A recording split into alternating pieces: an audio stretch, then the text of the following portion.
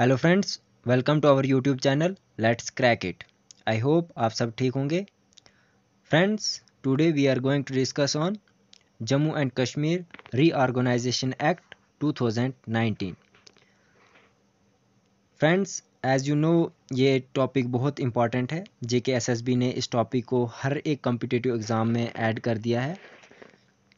इस टॉपिक को बहुत इंपॉर्टेंस दी जा रही है और लास्ट जितने प्रीवियस एग्ज़ाम हुए JKSSB के उन सब में इस टॉपिक से दो तीन क्वेश्चन पूछे गए थे।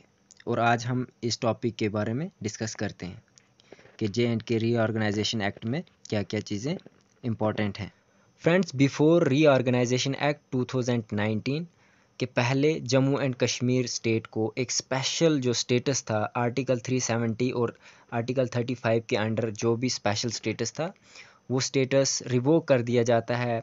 एक बिल लाया जाता है 5 अगस्त 2019 को राज्यसभा में, जिससे जम्मू एंड कश्मीर स्टेट को दो यूनियन टेरिटरी में डिवाइड कर दिया जाता है। एक जो है जम्मू एंड कश्मीर और दूसरा लद्दाख। 5 अगस्त 2019 को ये बिल जो है राज्यसभा में पेश किया जाता है हमारे होम मिनिस्टर के द्वारा। अभी जो presently home minister Shri Amit Shah हैं, तो वो इस बिल को राज्यसभा में प्रेजेंट करते हैं। उसके बाद 6 अगस्त को ये बिल जो है लोकसभा में प्रेजेंट किया जाता है और सेम डे ये पास भी हो जाता है और राज्यसभा में भी ये सेम डे पास हो जाता है।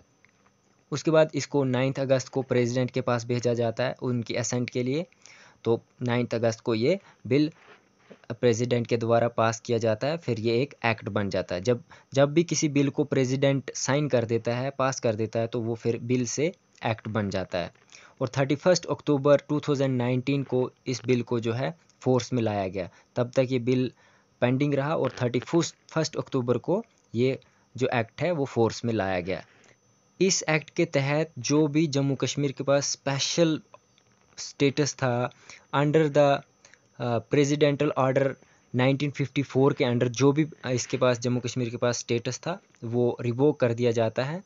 और दिल्ली एग्रीमेंट में जो भी बातें हुई थी पंडित जवाहरलाल नेहरू और शेख अब्दुल्ला के बीच में, उनको जो है रिवोक कर दिया जाता है। जैसे अबाउट आर्टिकल 35A स्टेट की पोजीशन के बारे में, constitution of Jammu and Kashmir के बारे में जो भी है ये इम्प्लीमेंट किया गया था। जो 1952 प्रेसिडेंटल ऑर्डर के अंडर ये सब इम्प्लीमेंट किए गए थे जम्मू कश्मीर में, लेकिन इन सब को रिवोक कर दिया जाता है। जो प्रेसिडेंटल ऑर्डर आता है 9 अगस्त 2019 को, उसके द्वारा ये सब रद्द हो जाते हैं। जम्मू एंड कश्मीर स्टेट जो है वो डिवाइड हो जाती है दो यूनियन टेरिटरी में, एक जम्मू एंड कश्मीर और दूसरी लद्दाख।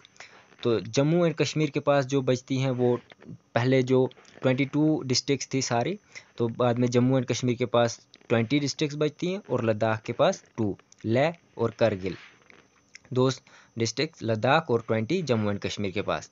दैन जम्मू कश्मीर का जो मॉडल है वो सेम पौंडीचेरी जो हमारी यूनियन टेरिटरी है उसका और जम्मू एंड कश्मीर का जो मॉडल है वो सेम है under article 239A of Indian constitution के अंडर, कि जो भी सेम वहाँ की जो लेजिस्लेशन जैसे है वैसे ही जम्मू कश्मीर की भी होगी। जो ये एक्ट लाया गया है, इस एक्ट को डिवाइड किया गया है 14 पार्ट्स में, जिसके 103 सेक्शंस हैं और 5 शेड्यूल्स हैं। इसमें इस एक्ट को डिवाइड किया गया है। पहले जितने भी यहाँ के जो लाज होते थे स्टेट लाज, 153 जो स्टेट लाज थे उनको एबॉलिश कर दिया गया, ख़त्म कर दिया गया। और 106 लाज जो थे सेंट्रल लाज, वो नए लाज यहाँ पे लाए गए। जो लाज है मैं आगे बताऊंगा, जो इम्पोर्टेंट लाज हैं वो मैं आगे आपको बताऊंगा। 166 जो लाज थे, जो भी लाज थे वो सेम रहे, मतलब जिसमें से 153 को एबॉलिश किया गया और 166 जो है वो अभी भी फोर्स में चल रहे हैं। कुछ इम्पॉर्टेंट सेक्शंस जो हैं, मोस्ट इम्पॉर्टेंट सेक्शंस वो हमने यहाँ पे लिखे हैं जो एग्ज़ाम के पॉइंट ऑफ व्यू से इम्पॉर्टेंट है। सेक्शन 1 और 2 जो है पार्लियामेंट्री इन्फॉर्म देता है, जो यूनियन टेरिटरी की डेफिनेशन के बारे में, टाइटल के बारे में जो हमें इंफॉर्मेशन देता है, सेक्शन 1 और 2। सेक्शन 3 के अंडर लद्दाख एक यूनियन टेरिटरी बनती है, इसकी 2 डिस्ट्रिक्ट्स हैं और विदाउट लेजिस्लेशन ये लद्दाख की यूनियन टेरिटरी है। सेक्शन 4 में जम्मू कश्मीर यूनियन टेरिटरी बनती है एक लेजिस्लेटर के साथ। सेक्शन 5 के अंडर गवर्नर को रिप्लेस किया जाता है एज ए, उसकी जगह लेफ्टिनेंट गवर्नर पावर में आएगा और एडमिनिस्ट्रेटर करेगा यूनियन टेरिटरी को। सेक्शन 10 जो है उसके under representation in house of people, Lok Sabha में जो रिप्रेजेंटेशन होगी एमपीज़ की वो 5 सीटें होंगी, सेक्शन 10 के अंडर वो होगा। सेक्शन 13 के अंडर पौंडीचेरी मॉडल जो है वो अप्लाई किया जाएगा जम्मू कश्मीर में, जैसा सेम पौंडीचेरी वाला मॉडल है वो जम्मू कश्मीर यूनियन टेरिटरी में भी वही अप्लाई किया जाएगा। सेक्शन 14 के अंडर लेजिस्लेटिव असेंबली जो यूनियन टेरिटरी की होगी उसकी कंपोजिशन के बारे में, उसके कितने मेंबर्स होंगे, कैसे उसका जो भी कंपोजिशन होगा वो इस आर्टिकल 14 के अंडर आता है, सेक्शन 14 के अंडर। जैसे अभी जो recently after reorganisation act total seats जो कर दी गई हैं जम्मू एंड कश्मीर की वो 114 कर दी गई हैं, और जो 24 हैं उसमें से वो अभी पेंडिंग रखी गई हैं फॉर पीओके। और पहले जो स्टेट जब हुआ करती थी जम्मू कश्मीर, तब जो टोटल सीट्स होती थी वो 111 होती थी, जिसमें से 4 लद्दाख की होती थी। जब लद्दाख हमसे अलग हो गया तो पीछे बची 107, देन 7 सीट और ऐड कर दी गई, तो टोटल 114 सीट्स अब जम्मू एंड कश्मीर की हैं जो लेजिस्लेटिव असेंबली की। उसके बाद सेक्शन 14(1) के अंडर लेफ्टिनेंट गवर्नर जो है वो एडमिनिस्ट्रेटर करेगा अब Jammu and Kashmir union territory को। सेक्शन 14(2) के अंडर यहाँ पे एक लेजिस्लेटिव असेंबली होगी Jammu and Kashmir union territory में, ये सेक्शन 14(2) के अंडर आता है।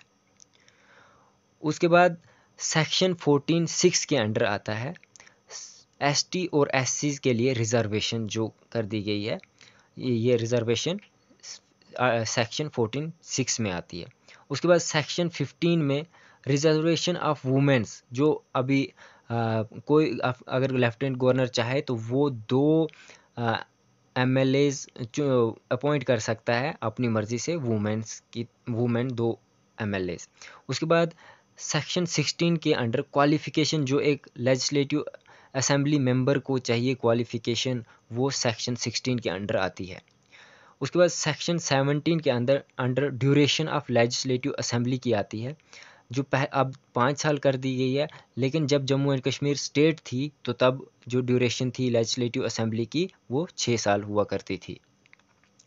उसके बाद सेक्शन 24 के अंडर ओथ एंड एफर्मेशन आती है, जो ओथ होती है जैसे सीएम की ओथ होती है या एमएलए की जो भी ओथ होती है वो सेक्शन 24 के अंडर होगी।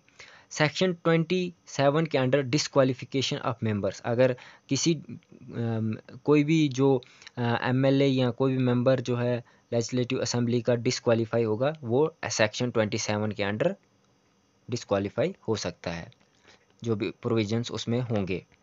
सेक्शन 30 के under power and privileges of member, जो भी मेंबर ऑफ लेजिस्लेटिव असेंबली के जिनको जो पावर्स मिलेंगी वो सेक्शन 30 के अंडर मिलेंगी, जो भी उसमें पावर्स एंड प्रिविलेजेस उनको मिलनी होंगी।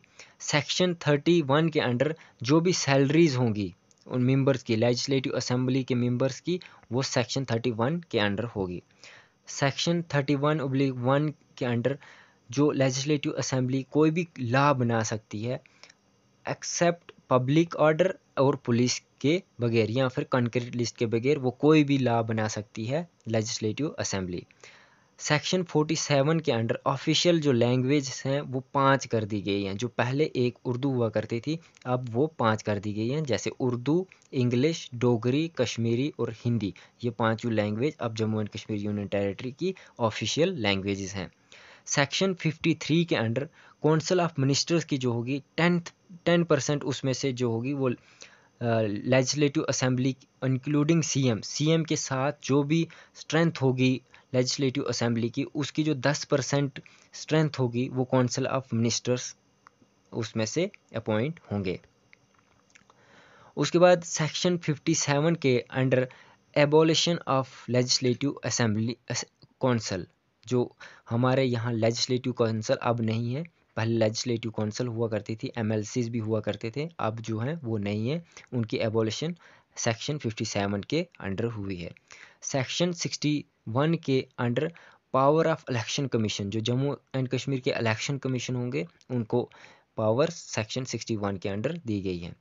सेक्शन 75/1/A के अंडर कॉमन हाई कोर्ट होगा। जम्मू कश्मीर और लद्दाख दोनों यूनियन टेरिटरीज का एक कॉमन हाई कोर्ट होगा, जिसके अभी प्रेजेंटली 13 परमानेंट जजेज हैं, 4 एडिशनल जजेज हैं और प्रेजेंट चीफ जस्टिस जो हैं वो पंकज मित्तल है।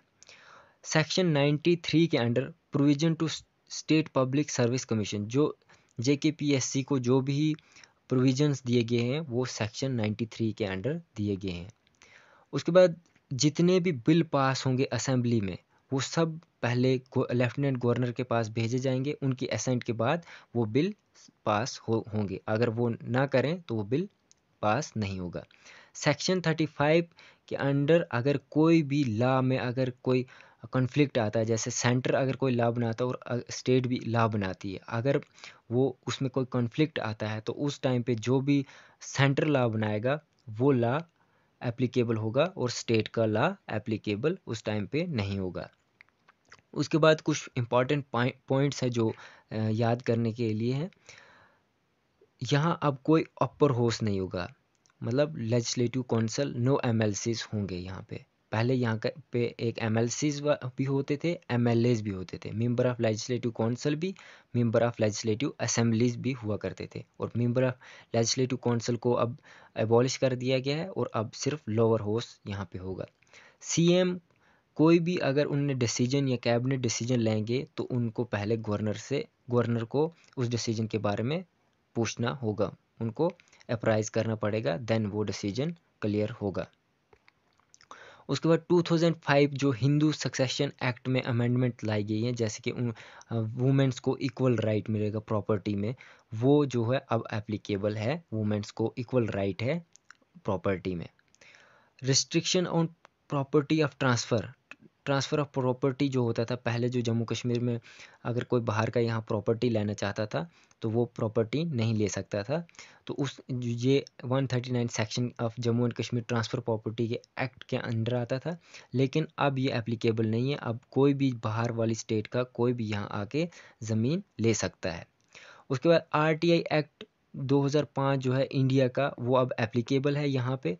और जम्मू कश्मीर का जो अपना RTI act, right to information act 2009, अब रिवोक कर दिया गया है, अब वो एप्लीकेबल यहाँ नहीं है।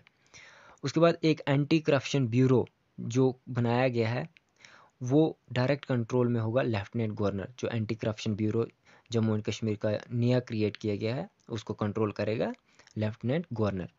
उसके बाद रणबीर पैनल कोड जो बनाया गया था रणबीर सिंह के द्वारा, उसको इंडियन पैनल कोड में ऐड कर दिया गया 1886 के तहत। इंडियन पैनल कोड 1860 के तहत वो इंडिया में मर्ज हो गया। उसके बाद जम्मू एंड कश्मीर CRPC जो था उसको रिप्लेस कर दिया गया है सेंट्रल CRPC के साथ। अब हम थोड़ा लद्दाख की यूनियन टेरिटरी के बारे में जान लेते हैं। लद्दाख की यूनियन टेरिटरी में 2 डिस्ट्रिक्ट्स हैं, एक करगिल और एक लेह। ये सेक्शन 3 के अंडर आता है। इसको एडमिनिस्ट्रेटर करता है गवर्नर, ये सेक्शन 58(1) के अंडर आता है। There will no legislative assembly, यहाँ कोई भी लेजिस्लेटिव असेंबली नहीं, जहाँ यहाँ जो भी डिसीजंस होते हैं वो लेफ्टिनेंट गवर्नर खुद ही लेते हैं। और यहाँ एक सीट जो है वो लोकसभा के लिए है। पहले जम्मू कश्मीर की टोटल 6 सीटें हुआ करती थी, लेकिन जब रीऑर्गेनाइजेशन एक्ट आया तो अब 5 सीट जो हैं वो जम्मू कश्मीर की और 1 सीट जो है वो लद्दाख की है। आप मुझे कमेंट सेक्शन में बताएंगे प्रेजेंट जो लेफ्टिनेंट गवर्नर हैं लद्दाख के वो कौन है, और जिन प्रेसिडेंट कौन थे उस टाइम पे जब ये रीऑर्गेनाइजेशन एक्ट पास किया गया था। ये दोनों नाम आप प्लीज़ कमेंट सेक्शन में बता दें। और हमारी वीडियो कैसी लगी आपको ये ज़रूर कमेंट सेक्शन में बताएं। और अगर आपको हमारी वीडियो अच्छी लगी लाइक करें, शेयर करें, हमारे चैनल को सब्सक्राइब करें, बेल आइकॉन को प्रेस करें। Thank you friends.